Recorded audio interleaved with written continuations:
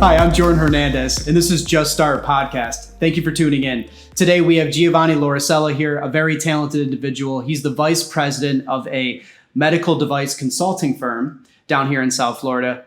Thank you for being here today. Thank you for having me. Of course. And before we get into it, we have a word from our sponsors, Beardscape.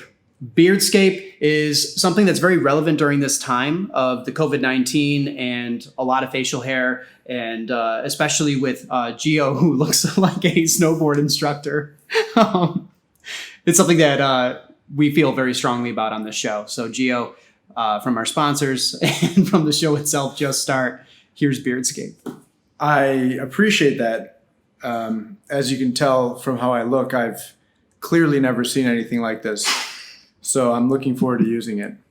Thank you. Gio, let's start from the top. Where are you from? In Buffalo, New York, born and raised. In the snow is where I spent most of my days. And now you're down in South Florida. What brought you here? College.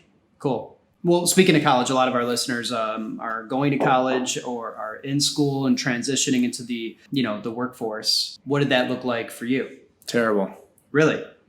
I mean, I graduated in 2009 in the big financial recession. So, being in South Florida, and it's changed a lot over the past 10 years, but like in terms of industry and opportunity and all that stuff, and then also graduating in a recession. I mean, just to make it pretty crystal, I graduated with a degree and then worked at Starbucks. So you worked at Starbucks when you graduated. Okay, so you graduated college and then you were a barista. Not directly. I mean, depends on how long you want this story to be. Two days after I graduated, I moved to Costa Rica. Oh, that's right. Yeah. Okay, yeah. And I was there for 9 months. Didn't think I was coming back, and then came back. So I graduated in 2009. I was a finance major. I was actually in class learning about finances, and this is in 2007, 2008 when the actual meltdown was happening. Right. And I remember being in classes having the textbooks or the classroom discussions change that day because of what was going on. Like, forget about what they were supposed to teach us. This is happening now. You're finance majors. This is what you need to learn and why things happen. Wow. So that was cool. That was cool. But when I graduated, I knew there was no opportunity. So I ended up having a friend who wanted to retire in Costa Rica. Right. Big money guy, the whole thing. And I was a finance major. So the summer before my last semester, I ended up getting hooked up with this guy who just taught me how to read financial charts. And I lived in a room for a couple months. It sounds weird, but it's also very true and very accurate. And I just studied financial charts. And then he gave me basically money to open up a trading account for him. And I made him a lot of money very quickly. Wow. So you studied finance, which I didn't know that. Yeah. Okay. And then you moved to Costa Rica. And I'm assuming you learned Spanish. I didn't know Spanish before going there. Okay. I picked it up on a daily basis living there because I didn't move to one of the big resorts or like right next to the airport. I ended up going up to one of these small little towns where no one spoke English. Right. And I lived with a guy, ironically enough, from Seattle. Okay. Where you got married? I got married in Seattle. Yeah. Right. But the guy was from Seattle. He couldn't speak Spanish. But I mean, we're skipping a whole bunch of details, but yeah, I mean, I lived an English life basically with this guy, but whenever we left our house, it was in the most backwoods. No one spoke English, and if you wanted anything, even go to the grocery store to find out where the bathroom was, you had to speak Spanish. So it was more like a day-by-day thing, learning. Right. And then 6 months later, you're like, oh, okay, I can have a conversation. Yeah, right on. Yeah. Okay, so you did that. Like you graduate as a finance major, and then the recession hits. Nope, the recession hit, and then I knew that coming into graduating. So keep in mind, I graduated in 2009. Got it. The recession happened 7-8. 2007, 2008, like when everything started melting down, right? So 2009, we were already into it. Yep. It was very clear that there was not going to be like a robust amount of opportunity for someone wanting to stay in Southeast Florida, which was pretty much predicated and built upon tourism and restaurants and all that other stuff, right? Right. So that summer, right before I graduated, is when I learned how to study financial charts, made my friend, a bunch of money. He wanted to retire in Costa Rica. We ended up going on a trip right before, like a week before my last semester started, to basically scout it out. Right. 3 days into it, he was like, and he's a guy from Maryland, an older guy. Yeah. And he was like, oh, this is much less English speaking than I expected. Yeah, I'm not moving here. Okay. So we just basically enjoyed the rest of the week of being there, of which one of our last nights there, he asked me, we were at a bar, and he goes, how did you make me all that money? Like, how did you actually figure out how to trade so quickly? Right. And I just told him my story, like of what I did and how we did it and all that other stuff. And like right as I was finishing the story, this other guy who was right behind me taps me on the shoulder and he goes, would you ever think about moving to Costa Rica? Like, do you want a job? And I'm like, yeah. Right. I'm about to go back to South Florida. I know I don't have a job. I have one more semester left. And so I met this guy. Long story short, we connect. I fly back to Costa Rica 4 times in my last semester of college. Wow. The 4th time actually was the time I moved there. And he was a very famous developer, commercial real estate developer. And he wanted to build hotels and all this other stuff. And he wanted me to be his basically right-hand man and project manager. And I was like ecstatic. I had a job lined up right out of college in the middle of a recession. Yeah. Wow. None of my friends had any of that. So I graduated December 19th, 2019, December 21st, 2019. I'm sorry, 2019. What am I talking about? 2009. Sorry. Graduated December 19th, 2009. Arrived December 21st, 2009 in Costa Rica. Man. Been there 4 times. This is my 4th time. Been there 3 times before that. Yeah. Knew the guy. Sat down with him, the whole thing. Show up to the hotel. Asked for Michael. Yeah. And he died like a week before. Really? Yeah. And that was it. Like there wasn't like any welcome package or anything like that. And I was like, I'm now in Costa Rica. Yeah. And I think I have a job and the guy's dead. And there's like no backup plan. Literally a dead end. Yeah. So what happened next? So it's me and my luggage and I'm in Costa Rica. And so I'm like, all right, well, I'm here and I'm not going back home. Like I just knew that I wasn't going back home. That was my thing. I'm just, I couldn't call my parents and tell them that I was coming back home. Right. Not going to happen. Of course. I had to figure it out. Yep. So like right around the corner from this hotel is where this bar, which is called the Sportsman, and a bunch of foreigners hang out there, mostly American guys and all that kind of stuff. Yep. And so I'm like, well, I don't really know what to do. I'm just going to go grab a drink. Yeah. And I run into a guy who I met on one of my previous 3 trips, who Michael, who's now dead, introduced me to. He was a guy from Seattle. Wow. Okay. And he happened to be just drinking a beer there. And I just sat there and I told him, I'm like, I just got off the plane like 4 hours ago. And I thought I was going to be moving here and I had a job and the whole thing. And Michael's dead. And I don't have anything. Michael's not here. Yeah, like I don't have anything right now. And I don't know if I'm going home tomorrow or if I'm like, what am I doing? Right. And at the end of that, he goes, I don't have any means of paying you, but I can pay you in room and board. Like I can feed you and I can give you a place to live. And I also have a nonprofit organization that works in environmental services here in Costa Rica that I've been building. I would love to be able to have you help me with that. Wow. I can prop you up. I just can't pay you. Right. Which fit into my plan of me still being in Costa Rica, but not telling my parents that I'm coming home or I don't have money or asking them for money or anything like that. So I was like, yeah. So I went from thinking I was going to spend the night in that hotel that I was supposed to be staying at for months because that's where I was going to be living to going up to this mountain, small little town where no one spoke English except this guy who was from Seattle, who's been living there for now like 6 years at the time. Wow. And he had this social media, online presence, website, environmental organization, nonprofit. And I didn't have to worry about rent. And I had a room and a little place to myself. And he would feed me. That's terrific. That's it. That's the dream.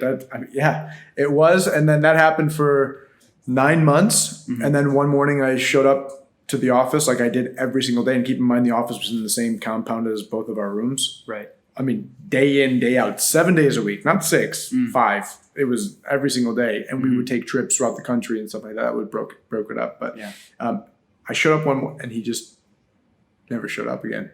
Never saw him again. Disappeared. And then after that, that's when I just flew back home. Yeah. And that's when I decided that I didn't know. And the recession was still pretty here. Yeah. And I didn't know what to do. I wanted to lock up time. So then I love school. Yeah. Like love being a student. Oh yeah. So I applied to University of Miami for a PhD in international economics. I got accepted. And then I was like, okay, that's locked up. But I think that was by like late September or October or something like that. Maybe November. But anyway, sometime around there. And the semester wasn't starting until the following September. So I'm like, what do I do? Yeah. I have my future. I have my next 5 years of a PhD locked up. Yeah. Like, what do I do? Just do what you love. Right. I love coffee. Yeah. So I became a barista at Starbucks and just ride my bike to work every single day. Had health insurance through them, collected a paycheck, ate mangoes off the tree, lived in my parents' condo in West Palm Beach, and then just did that and loved it. And then May 2011, got a letter in the mail still because of the whole recession thing happening. Apparently the political science school in University of Miami and the economics school or the business school in University of Miami, which were supposed to merge to save money, I guess, or combine forces on finances, they didn't. And we got a letter in the mail saying that you could still pursue your PhD if you wanted to, but we can't give you the stipend in order to actually do it. And you're not. And I already had undergraduate debt, right? So I wasn't going to. That's tough. Pay for my own PhD and take that out as well. So I said, forget that. That's not my future anymore. And then a bunch of white noise details. I ended up joining my firm June 8th, 2011. I've been there ever since. Wow. How did you find your job that you're in now? Found out that I wasn't going to my PhD program in Miami. Right. And, you had your next 5 years locked up, and in a postal mail that you received, like you opened it up, and as opposed to getting accepted into university where everyone's popping champagne or whatever, right? It was kind of like, oh my God, everything I had planned is no longer there. Right. What do you do? Yeah.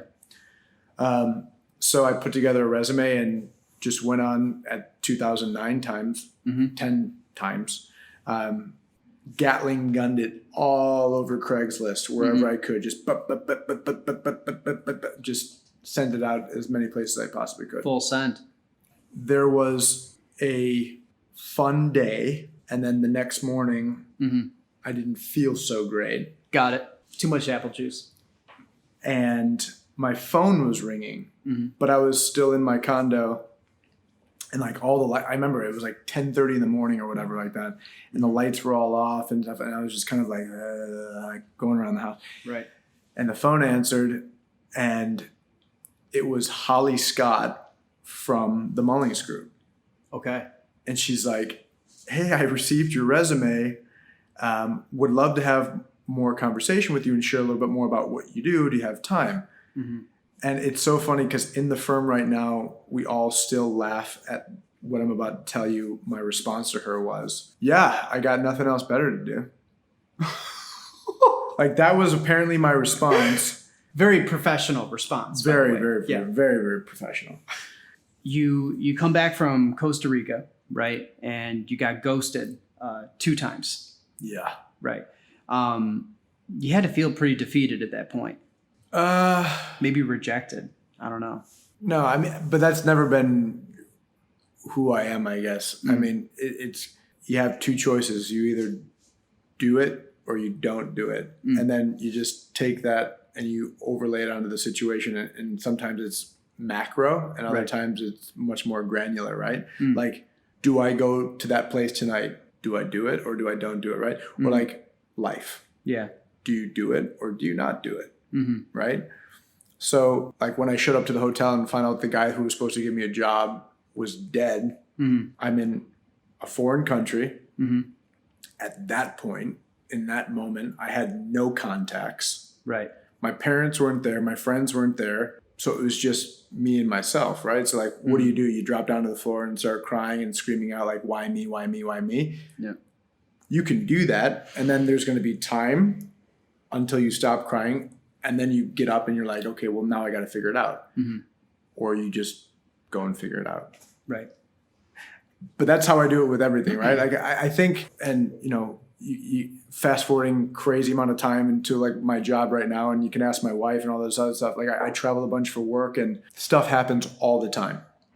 Stuff that you don't want to happen. You miss trains, you miss planes, the Uber doesn't show up on time. You have an amazing meeting that you've been waiting for 2 months and you're an hour late, or they're an hour late, or because of all these crazy reasons, right? Yeah. How you handle that is the fate of your character. Or I should say the character is your fate. And how you handle those situations determine how they actually unfold.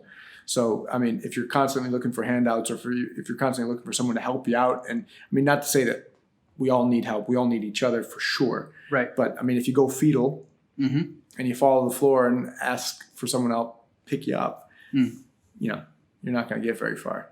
So when those things happen to me, it sucks. Yeah.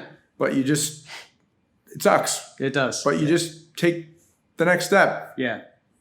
Because you have to anyway. Right. So you could just either waste time and wallow. Yeah. Or you just go do something about it, which you're going to end up doing it anyway. And it's funny, knowing you as a person, I feel like most of your life you refuse to do the blame game, right? Yeah. You kind of just took it on and said, okay, I'm going to figure out a creative way to get around this obstacle, whatever that thing is, and get to where I need to be. Well, I mean, so yes, but what does blaming do to anybody? Yeah. It's like when you blame somebody, like imagine the imagery of you sitting across the table from somebody and you figuring out whose fault it is. Right. And if magically you both come to an agreement of whose actual fault it is, which generally doesn't happen, right, you still then have to take action. Yeah. Whether it's you or that person or whatever like that, why not just take action?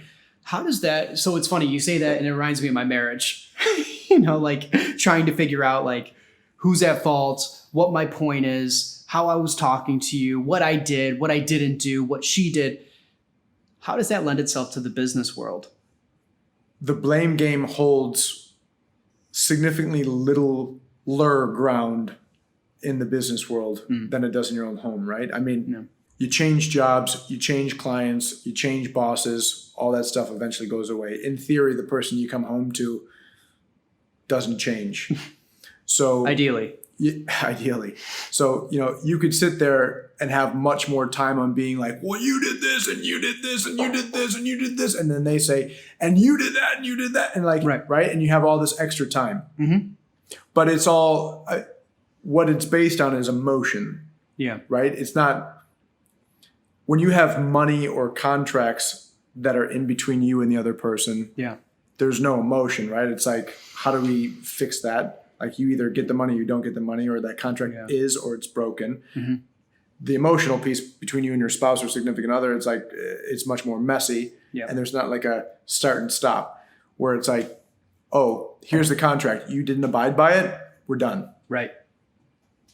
You and your spouse or your significant other, your wife, whatever it may be, you don't have that luxury. Right. So whether it gets messy in the moment, you have to make that work eventually. But with business, it's like, going back long circle to your point, the blame game doesn't really exist. To backtrack, you come back from Costa Rica, and then you were working at Starbucks for a bit in your early 20s.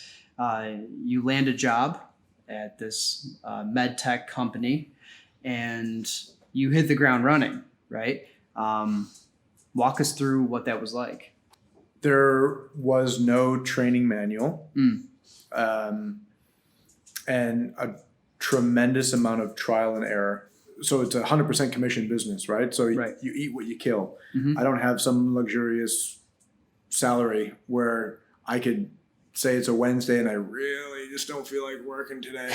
And I'm going to end up making the exact same money at the end of the year as I would, right? So my output determines what I bring home. And also the ups and downs that go with it. In the beginning were truly mountains and valleys. And I think through experience and trial and error and stuff like that, it's just you've leveled off the highs and lows. I've always been a person that embraces that. Like I love failure. Really? I do. I love it. I love and even much, not on a professional basis, but truly on a personal basis. You know, you meet these people, whether it's in romantic relationships or business relationships or friendly relationships, where, and most people are like this, where they're closed off initially, and it just takes time to earn their trust. Okay. Right? Yeah, makes Takes total time. sense. Yeah. A lot of people are like that. Much like your dog here, Vita. Exactly. It just takes time to earn people's trust. I've always been the exact opposite. Like I show up to every brand new relationship, like arms wide open. I let them know who I am. This is what I am. This is who I am, what I want to be. This is what my brain is thinking right now. Right? And so, but the whole purpose of that is like, for me, it allows me to find out who you are in my life quicker. And so by being so open and vulnerable and not keeping everything tight to the chest and using time to earn or have you earn my trust, vice versa, it speeds up the time for you to mess up, to show me who you are. Are you not going to trust me? Are you going to hurt me? Are you going to do this, right? But if you don't show up like this, it takes much longer to fail, right? Because you're constantly building on these like longer term relationships, and they might fail months down the road or years down the road where they would have failed way earlier on. So my whole philosophy is like, I'll give you all my trust day one. What you do with that reflects of who you are. And if you want to hang yourself with my trust, then I know that you're not a person that I want in my life or a client that I want in my portfolio or something like that, right? So I use it both personally and professionally. Of course. So my personal philosophy is like fail quick. Fail as quickly as you possibly can. Know what is valuable, what is not valuable in your life quickly. And by just doing it, right? I mean, not sitting on your thumb, not playing video games, you know, reading a lot, asking a lot of questions, being curious, talking with older people, whether or not the old people are smart or millionaires or whatever, they've been on this earth longer than we have. Stuff happens. Stuff happens. And having the ability to have older friends or family and listen to them and being curious and asking good questions and putting yourself out there just makes you this like incredibly vulnerable sponge of the world so that you can build your own internal mental algorithm to be successful quicker. Right. That's been my philosophy. It's a great philosophy. So really quick. By the way, before you get there, I just want to, I'm reading a book right now and I wanted to say this in terms of those people who are going through hard times and going into the real world and what does it mean to go into the real world, whether for yourself as an individual or on a small team or in a classroom or wherever it may be. This book that I'm reading right now, I'm a reader. I know you're a reader. I love reading. Anyone, I think, if I could give the gift to everybody in the world, I would just ask everybody to read. But there was a quote, and it just makes so much sense, and it's very true. Not all readers are leaders, but all leaders are readers. Show me a true leader and ask them, do they read books? And show me one that says no. Yeah. All right, so we have some questions for you. James from Boca Raton asks, for finance, what recommendations do you have for him? He's at UCF, he's a business major, and he's just looking for any advice that you can give him. To make it the shortest I possibly can make it is read the book, The Millionaire Next Door. If you want a short answer. All right. Slightly longer answer. The author of The Millionaire Next Door started a book called The Next Millionaire Next Door, which was almost going to come out more than 10 years later. Unfortunately, while he was writing the book, he was killed in a car accident, and his daughter finished the book. Wow. So to write, I should say to read The Millionaire Next Door, The Next Millionaire Next Door, and a book by Tony Robbins called Unshakable. If I have to give any advice to any up-and-coming human being going on their own into the new world on how to manage their personal finances, read those 3 books. Anything after that, call me and I'll be more than glad to give you more reading. Great. No, that's awesome. This idea of like accepting failure, and for I think a lot of like, young 20-somethings that are listening to this that are like, I don't want to fail. I can't do this because, I don't have enough followers yet. I don't have enough money in the bank account yet. I don't have enough experience yet. Like, to that person who's at that point, like, well, I don't think I'm going to do it yet. Like, in another year, 2 years when I'm more established, I'll take on that task then. What do you say to that person? Fear is the worst vice any human can have. And as cliche as it sounds, I think it was from a Mighty Ducks movie. I swear to God. I mean, Flying V. It sounds so cliche, but Sure. It has lasted with me my entire adult life. And as cliche as it is, I use it whenever I'm feeling fearful. You miss 100% of the shots you don't take.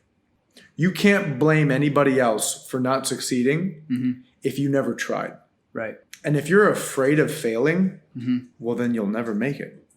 Right. If you don't get off the couch and go read that book on finance because you don't know what an IPO is or what an IRA is, or if you don't know what a short sell means or an equity is, whatever it may be, right? Sure.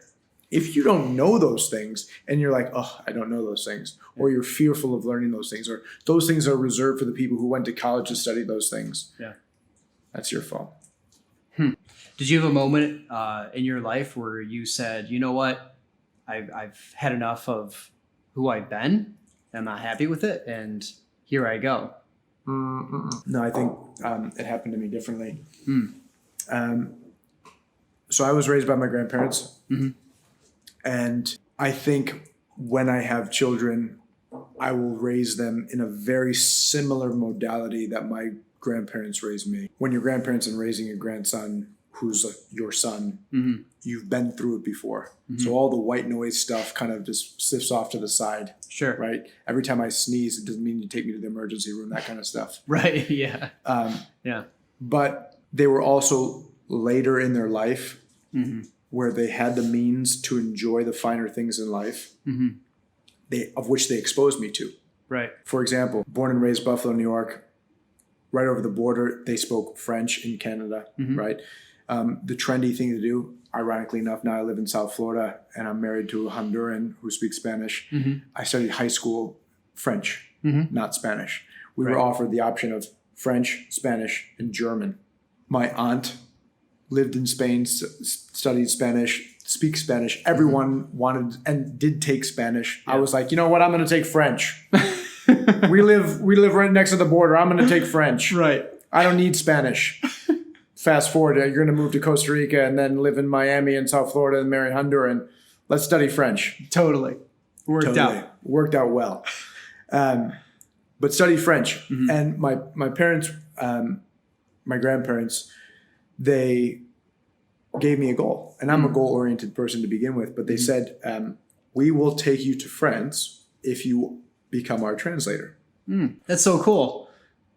Do you know, for an ambitious person, and it wouldn't work with everybody. Right. Some kids would be like, sure, Dad, je parle français.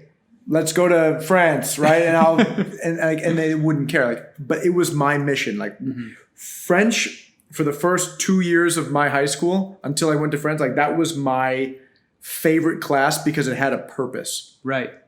If I learned French, I would go to France and I had to be my translator for my parents. And that's what I did.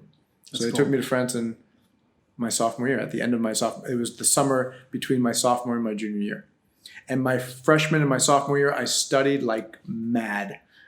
And I learned the conversational language.